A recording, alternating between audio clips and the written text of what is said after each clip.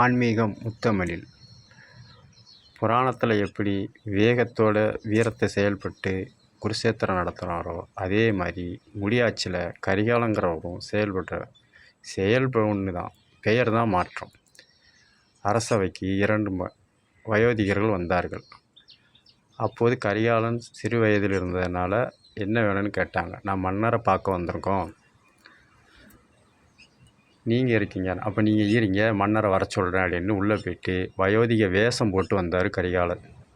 வந்து என்ன பிரச்சனைன்னு சொல்லுங்கன்னு கேட்டாங்க. அப்போ ஒருவர் சொன்னார், இவர்கிட்ட நிலம் வாங்கினேன், அந்த நிலத்தில் நான் விவசாயம் பண்ணும்போது புதையல் கிடச்சிது. நான் நிலத்தை மட்டும்தான் அவர்கிட்ட வாங்கியிருக்கேன், ஆனால் புதையல் எனக்கு சொந்தம் இல்லை, அவருக்கு தான் சொந்தம். அவரை கொடுத்தா அவர் வாங்க மாட்டேக்காரு.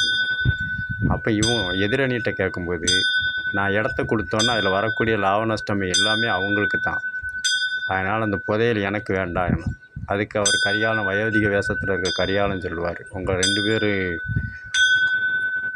மனத்தன்மையும் பாராட்டுக்கிறோம், உங்களுக்கு என்ன குழந்தை இருக்குது அப்படிங்கும்போது ஒருவர் ஆண் குழந்தை இருக்கும்பாங்க, ஒருத்தர் பெண் குழந்தை இருப்பாங்க. அந்த புதையலை வச்சு 2 பேரும் மனம் முடித்து வைங்கம்பார்.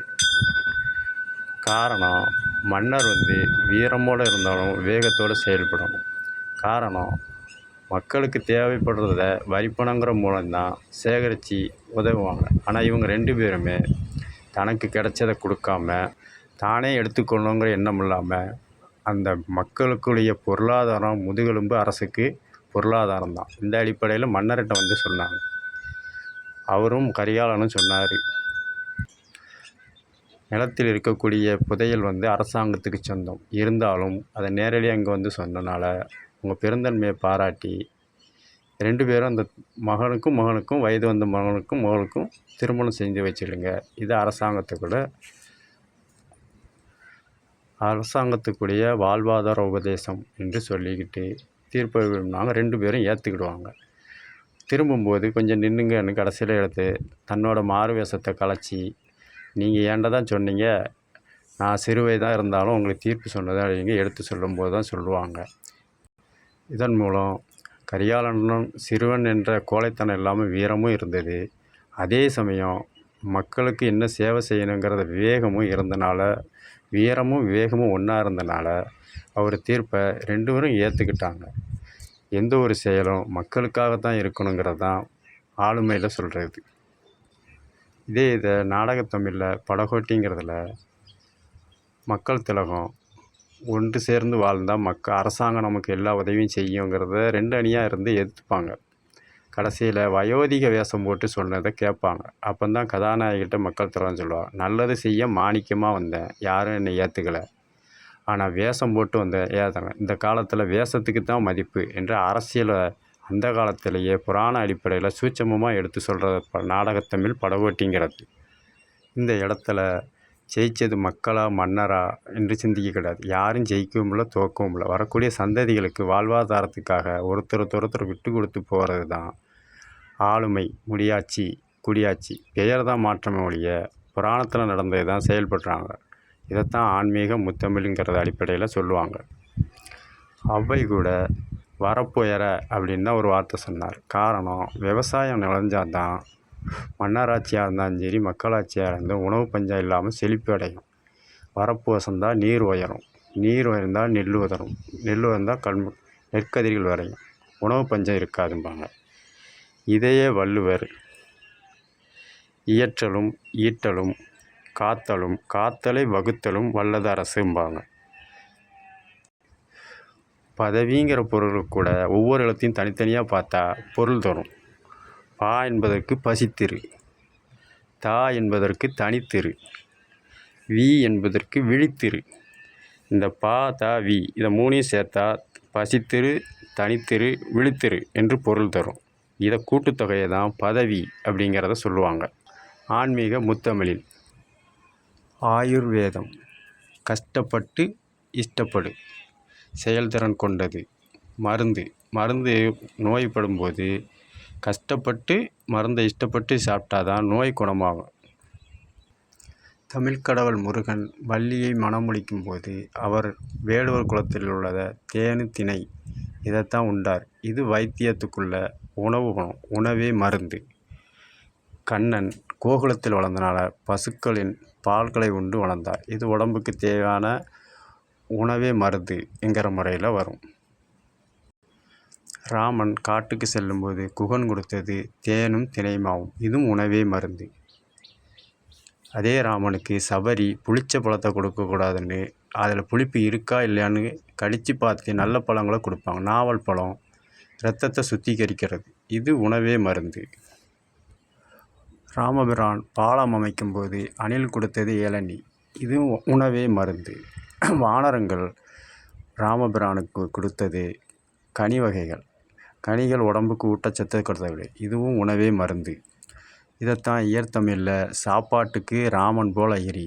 எந்த நேரத்தில் எதை சாப்பிடணுமோ அதை சாப்பிட்டா தான் உடலுக்கு ஆரோக்கியங்கிறத விளக்கும். இதை தவறான உச்சரிப்பு மூலம் சாப்பாட்டு ராமன்வாங்க. இது வியாபாரத்துக்காக உட்பட்டது. வியாபாரத்தில் அதிகமாக உணவு உண்டாங்கன்னா அவர்களுக்கு பொருள் ஈட்ட முடியாது. ஆனால் பொருளும் ஈட்டணும், உணவு பற்றாக்குறையும் வரக்கூடாது. அதுக்காக அதிகமாக சாப்பிட்றவங்கள பார்த்து சாப்பாட்டு ராமன் அப்படிம்பாங்க. அவங்க அவருக்கு கௌரவமாக நினச்சி மேலோட்டமாக ₹1 ₹2 சாப்பிட்டுட்டு போயிடுவாங்க. இதனால் உணவு கம்மியாக தான் சாப்பிட்றதுனால உணவு அதிகமாகும். அதை மேலும் 4 பேருக்கு கொடுத்து பொருளாதாரம் ஈட்டுவாங்க உணவகத்தில், சில உணவகத்தில். இதனால தான் சாப்பாட்டு ராமன் சொல்லுவாங்க. இது தவறான பதில். சாப்பாட்டு ராமன் என்பது ராமகாமியத்தில் உள்ள ராமன். அவர் சாப்பிட்டது காய், கனி, பழம், இளநீ, நவால் பழம். இது பூரா மருந்து. இதைத்தான் உணவே மருந்து அப்படிம்பாங்க. கஷ்டப்பட்டு இஷ்டப்படும் செயல்திறனை தான் ஆயுர்வேதம் அப்படிம்பாங்க. இப்போ உதாரணத்துக்கு ஏதாவது ஒரு சுவையான உணவு நல்ல ஒரு சுவையாக இருக்குன்னு வயிறின் அளவுக்கு கொள்ளளவுக்கு அதிகமாக ஒரு பிடி தான் சாப்பிடுவோம். கடைசியில் அந்த ஒரு பிடி சோறு போய் வயிற்றுக்குள்ள பல உபாதைகளை பண்ணும். இதைத்தான் அளவுக்கு மீறினாலும் அதுவும் உணவு விஷமாக மாறிடுங்கிறது தான் உணவே மருந்து. அளவோடு சாப்பிடணுங்கிறதுக்காக உணவு முறையில் நமக்கு எது எது பிடிக்கல நம்ம நாக்கின் சுவையின் அடிப்படையில் சாப்பிட்ணுங்கிறது தான் சாப்பாட்டுக்கு ராமன் அப்படின்னு சொல்லுவாங்க. முடியாட்சியில் மண்பாண்டம் செய்ய திருநீலகண்டவர் நாட்டியம் ஆடக்கூடிய பெண்கள் வீட்டுக்கு நாட்டிய அடிப்படையில் போயிட்டு வருவார். அங்கே பலரும் வர்றதுனால கிருமி நாசி தொத்து விடும். இதனால் அவர் மனைவியிடம் வீட்டுக்கு வரும்போது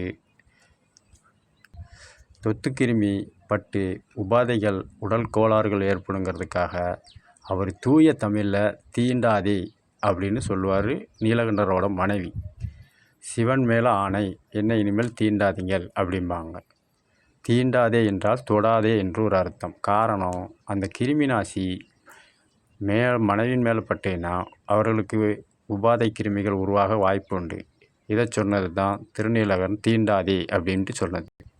இதையே இசைத்தமிழில் சவாலே சமாளி படத்தில் கண்ணதாசன் ஆன்மீகத்தை கவிதை நடைமுறையில் புனைந்து எழுதியிருப்பார். புதியதல்லவே தீண்டாமை என்பது, புதுமை அல்லவே நீயும் சொன்னது, சொன்ன வார்த்தையோ இரவல் தானதே, நீலகண்டனின் மனைவி சொன்னது அப்படிம்பாங்க. அங்கே திருநீலகண்டன் என்பது சிவபக்தர். மனைவி கிருமி தொட்டிரும், அதனால் கைகால கழுவுங்கிறத சூட்சமமாக அந்த வைத்திய முறையை சொல்கிறதுனால தான் தீண்டாமைன்னு வந்தது. அதை தவறாக உச்சரிக்கிறதுனால இது ஒரு அபயமற்ற சொல்லாக பயன்படுத்திக்கிட்டு வராங்க. தமிழில் மொழியை கூட பிரச்சனை பண்ணி சில இடையூறுகள், இன்னல்கள் ஏற்படுறதுக்கு காரணமாக வழிவகுத்துக்கிட்டாங்க. இதைத்தான் சூட்சமமாக ஆன்மீக நம்பிக்கை உள்ள கண்ணதாசன் சவாலே சமையல் சொல்லக்கூடியது. நிலவை பார்த்து வானம் சொன்னது என்னை தொடாதே.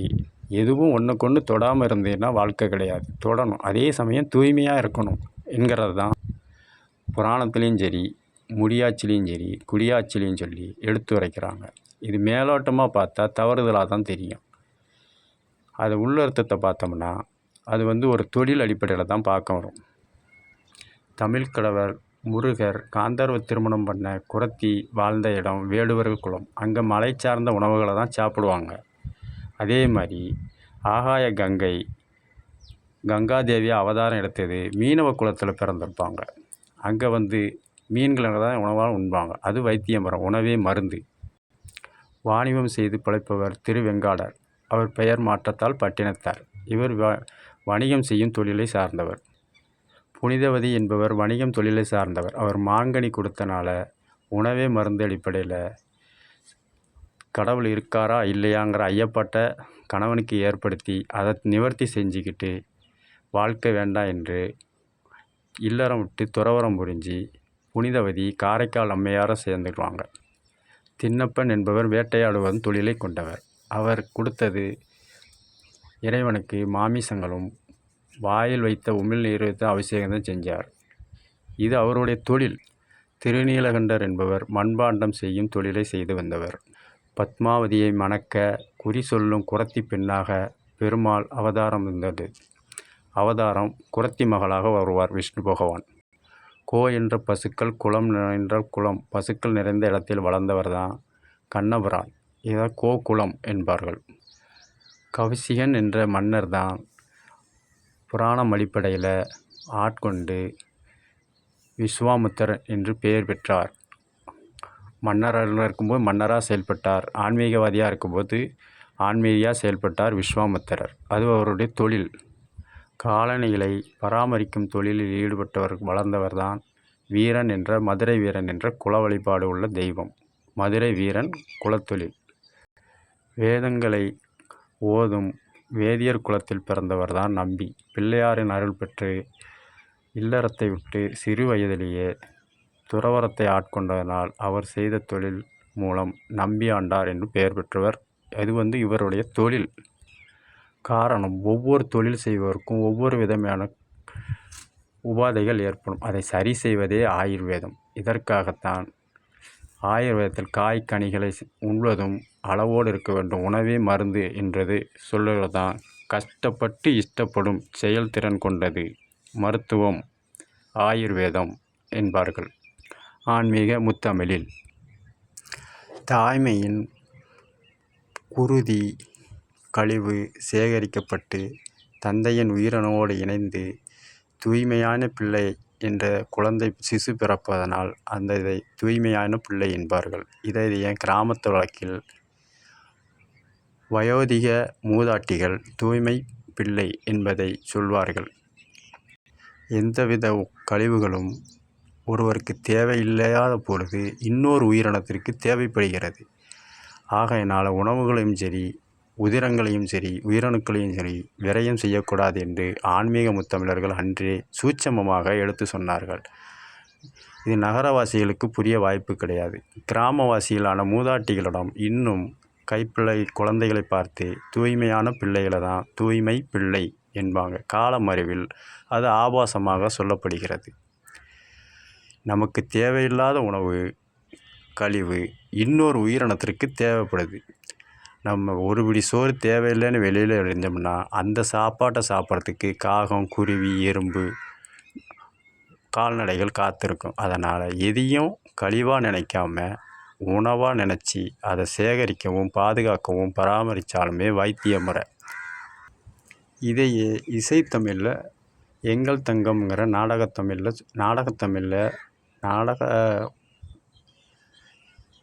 இசைத்தமிழில் பாடுவாங்க. பரம்பரை ரத்தம் உடம்புலடா, முறுக்கேதி கறக்கிறது நரம்புலடா, நான் செத்து பிழைச்சவன்டா என்று சொல்லுவாங்க. இது மேலோட்டமாக பார்த்தா எல்லாருக்கும் இந்த பாடல் பிடிக்கும். காரணம், தாய்மையினோட குருதி கழிவு, தந்தையினோட ஊன், இது இரண்டும் சேர்ந்து நாம் உருவானது. அவங்களுக்குள்ள மரபணுக்கள் சேர்ந்தனால நம்ம முன்னோர்களுடைய உணர்வுகளும் உணர்ச்சிகளும் நமக்கு படிப்படியாக அணுக்கள் மூலம் உற்பத்தியாகும். அதை தான் பரம்பரை இரத்தம். ஏற்கனவே சொன்ன மாதிரி எதை நம்ம கழிவுன்னு நினைக்கமோ தாய்மையின் குருதி இங்கே இரத்தமாக சொல்கிறாங்க. பரம்பரை இரத்தம் உடம்புலடா, முறுக்கேறி கிடக்குது நரம்புலடா. காலப்போக்கில் பருவங்கள் மாற்றினால் கதிர்வீச்சுகள், சூரிய கதிர்வீச்சு, சந்திர கதிர்வீச்சு படும்போது முன்னோர்கள் செய்த நன்மை தீமைகள் நமக்கும் அதே உணர்வுகள் நம்மிடமும் சேரும். அதனால் நம்ம முன்னோர்கள் அழிவது கிடையாது. நம்ம சந்ததிகள் மூலம், நம்ம உயிரணுக்கள் மூலம், கழிவுங்கிற மூலம் மேலும் மேலும் வளர்ந்து அவர்கள் வாழ்வாதாரத்தை உழைக்கிறதுக்கு தான் ஆயுர்வேதங்கிற முறையில் சொல்லுவாங்க. செத்து பிழைச்ச வேண்டான்னா பெற்றோர்கள் இறந்துருவாங்க. ஆனால் அவர்கள் பெற்றோர்களோட கழிவு, நம்ம எது ஆபாசம் அசிங்கம்னு சொல்கிறோமோ அந்த குருதியும் ஊனும் தான் நாம் சிசுவாக அவர்களுக்குள்ள மரபணுக்கள் நம்மளிடமும் வளர்ந்து அவர்கள் செய்ய முடியாத செயல்களை நாம் செய்கிறோம். இதனால தான் திருமணம் முடிக்கணுங்கிற சூழ்நிலையை நம்ம ஆன்மீக முத்தமிழர்கள் உருவாக்குனாங்க. இப்போ ஒருத்தருக்கு ஒரு விவசாயத்தில் சாதிக்கணும்னு எண்ணம் இருந்திருக்கும். ஆனால் அவரால் முடியாது. ஒருத்தர் பொருளாதாரத்தில் செய்யணும்னு அவங்களுக்கு திறமை இருக்கும். ஆனால் அந்த திறமை ரத்தத்துலேயும் ஊன்லேயும் இருக்கும். ஆனால் அந்த ரெண்டும் கலந்து வரும்போது அவருக்கு வயதாயிடும். அதே திறமை அந்த ஊனில் இருக்கும்போது அவருக்கு வளர்ந்து அவர்கள் மகன் செய்ய வாய்ப்பு உண்டு, அல்லது அவர்கள் பேரப்பிள்ளைகள் செய்ய உண்டு. இந்த திறமை அழியாமல் இருக்கிறதுக்கு தான் திருமணங்கிறத ஒன்று பண்ணி வச்சாங்க. என்றாவது ஒரு காலத்தில் ஏதாவது ஒரு சந்தேகத்தின் மூலம் நம்ம நினச்சது நடக்கும். அதனால் எதுவும் வேஸ்ட்டு கிடையாது. நமக்கு தேவையில்லாத ஒன்று இன்னொன்றுக்கு தேவைப்படுகிறது. இதை நம் ஆன்மீக முத்தமிழ் அறிஞர்கள் கண்டுபிடிச்சதுனால தான் தாம்பத்தியம் என்று பேரை கூட வச்சாங்க. அவர்களுடைய பத்தியத்துக்காக இருக்கிறதுனா தாம்பத்தியம், பிறருக்காக இல்லை. திருமணமானவர்களை வேணால் கேட்டு பாருங்கள், யாரும் விருப்பப்பட்டு எதுவும் சமுதாயத்தில் நல்ல பேர் நல்ல மதிப்பு இருக்கணுங்கிறதுக்காக தான் இஷ்டப்பட்டு கஷ்டப்படுறது. இது வைத்திய முறை. கஷ்டமாக தான் இருக்கும் வாழ்க்கையில் ஆரம்பத்தில். அதுக்கப்புறம் அந்த உயிரணுக்கள் சேரப்போக நம்ம வாழ்வாதாரம் திறமைகள் வெளிப்பட பரிணாம வளர்ச்சி தோன்றும்போது கஷ்டப்பட்டனால இஷ்டப்பட்டு கஷ்டப்படுறது. இது ஆயுர்வேதம். புராணத்தில் கூட சீதையை ஒரு சலவை தொழிலாளி தூய்மை இல்லாதவர் என்று ராமன் விலக்கி வைத்தார் என்று அவர் குடும்பத்தில் மனைவியிடம் பேசுவதை ராமபிரான் கேட்பார். இப்போமே ஒருவர் பேசுகிறாரே, எதிர்காலத்தில் வரும் இதே ஐயப்பாடு ஏற்படும். அவர் தூய்மையானவர் என்பதற்காக தான் தீ குளிக்க சொன்னார். காரணம், விஷ்ணு அவதாரத்திலிருந்து பிறந்தவர் தான் ராமர். விஷ்ணு இருந்தது நீர்நிலை, அவர் உடல்நிலை திறமத்தன்மையில் இருக்கும். சீதை பூமாதேவியின் அடிப்படையில் பிறந்து வெப்பமும் குளிரும் சேரும்போது நீரும் தண்ணியும் பாதிப்பு ஏற்படாது. இந்த அடிப்படையில் தான் நெருப்புங்கிறவங்கள சீதையை தீக்குளிக்க வச்சாங்க. தீக்குளிக்கன்னா தீயில் நடந்து வர சொன்னாங்க. அதில் நடந்து நெருப்பும் நீரும் தனித்தனி இன்மை இருந்தாலும் ரெண்டும் சேரும்போது காலநிலை மாறுபடும். வாழ்வாதாரத்தில் எடுத்துட்டிங்கன்னா பச்சை தண்ணியும் வெந்நியும் கலப்போம். ரெண்டும் வரும்போது மிதமாக தான் இருக்கும். அது எல்லாரிடையும் சேர்ந்துக்கிடும். இது மரபணு அடிப்படையில் ஒத்து போகுது. இந்த மரபணு அணியை முன்னவே சீதை அடிப்படையில் தீக்குளிக்க சொன்னது தான் சூட்சமமாக சொல்லியிருப்பாங்க.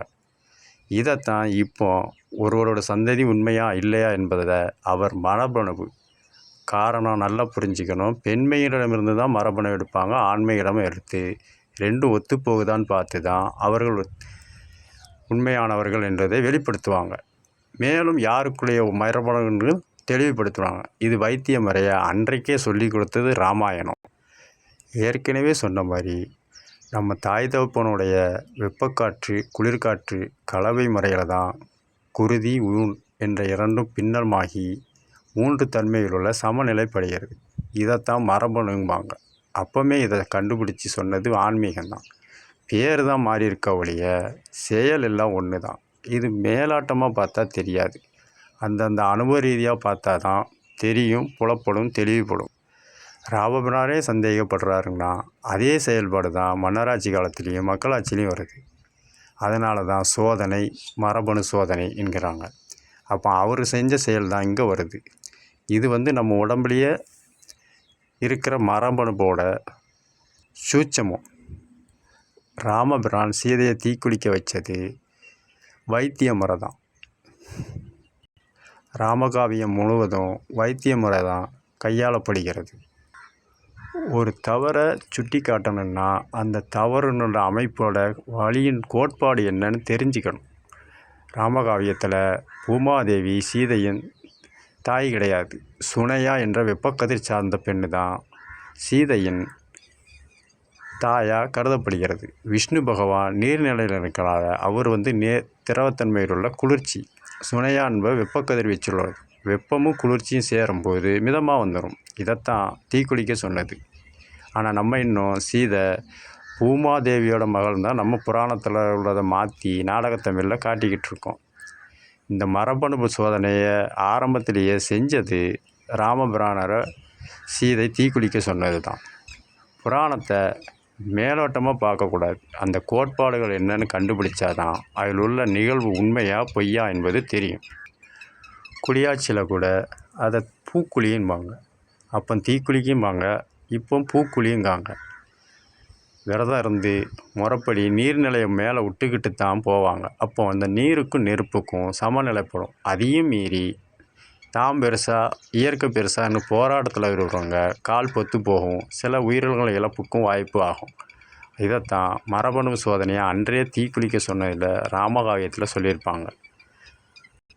அதனால தான் அன்று முதல் இன்று வரை ஒருவனுக்கு ஒருத்திங்கிற கோட்பாடு ராமகாவியத்தில்.